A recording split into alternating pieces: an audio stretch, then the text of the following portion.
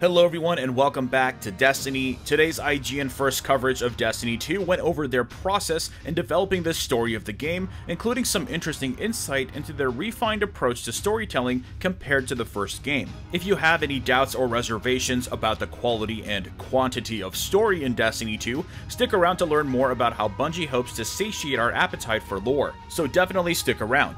In this video I'll talk about that and a few more details learned from yesterday's reveals, so let's jump in.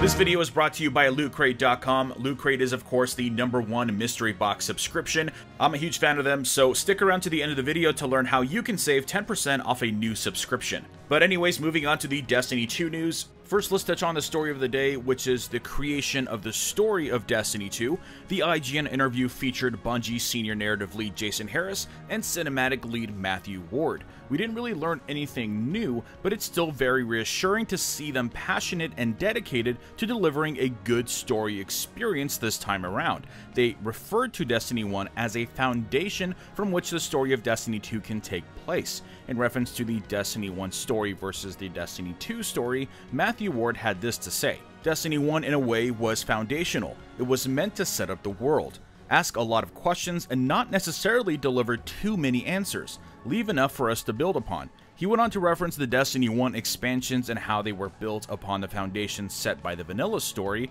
And Jason Harris explained, "I think it's really important to understand that the studio spent a lot of time world building. I can't emphasize enough that we are now ready to tell stories in this world. Big, expansive, cinematic stories."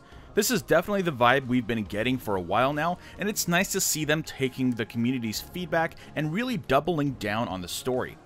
They also went on to emphasize some of the ways that they'll be telling the story throughout the game. It seems like they're inserting story everywhere in the game that they can, even to the point that Matthew Ward joked about how he hopes he sees Reddit threads complaining that there's too much story.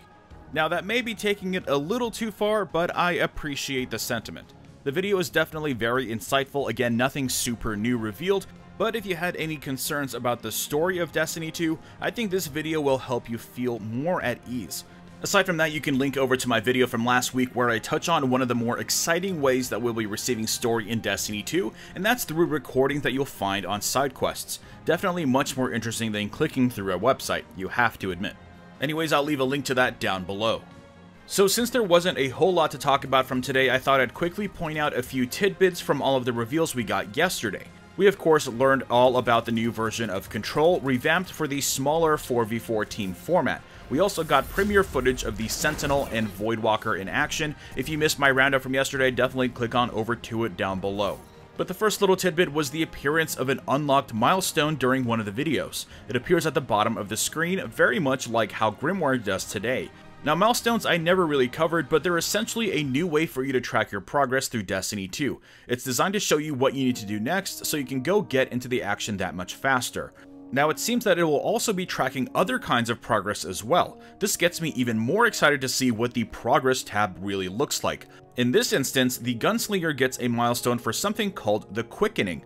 I'm not entirely sure what this means, but it does pop up after killing a stationary guardian during a control match, so maybe it's something like a First Blood medal. Not really sure. Next, I noticed after posting my video that the Sentinel Shield Super replaces your grenade with the ability to throw your shield.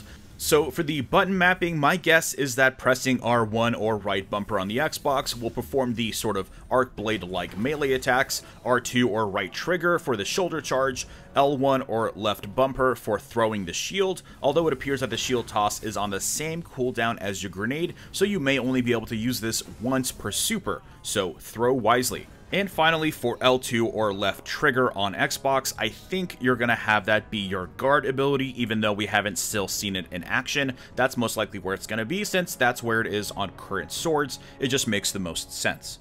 So essentially, with the Sentinel, you will probably have different abilities mapped to all 4 shoulder buttons. And that's not even counting the Ward of Dawn override. The Sentinel shield is proving to be a very versatile super indeed. Finally, the last thing I wanted to point out from yesterday was that while you're in your super, you will produce elemental footprints. This is definitely quite the cheeky addition, so if you see some fresh flaming footprints, maybe turn around and run the other way. Did you notice any other hidden little gems amongst all of the footage? Share it in the comments below.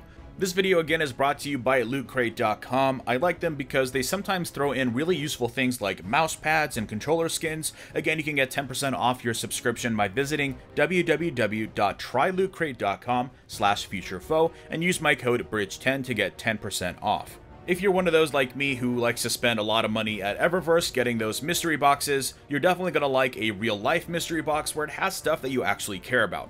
Not just another piece of blue chroma which will go into your stack of 45. Not fun. So take back the fun and guarantee yourself awesome loot by subscribing to Loot Crate. Anyways, drop a like if you enjoyed this video and subscribe for more Destiny content. And I will see you all next time. They showed off the new Crucible map Endless Veil, which takes place on Nessus. And this is going to be one of the maps that we're going to be able to play during the beta and was specifically designed for Control, just like Midtown was designed for Countdown. One of the big questions that a lot of us had was how exactly Control is going to work with 4v4.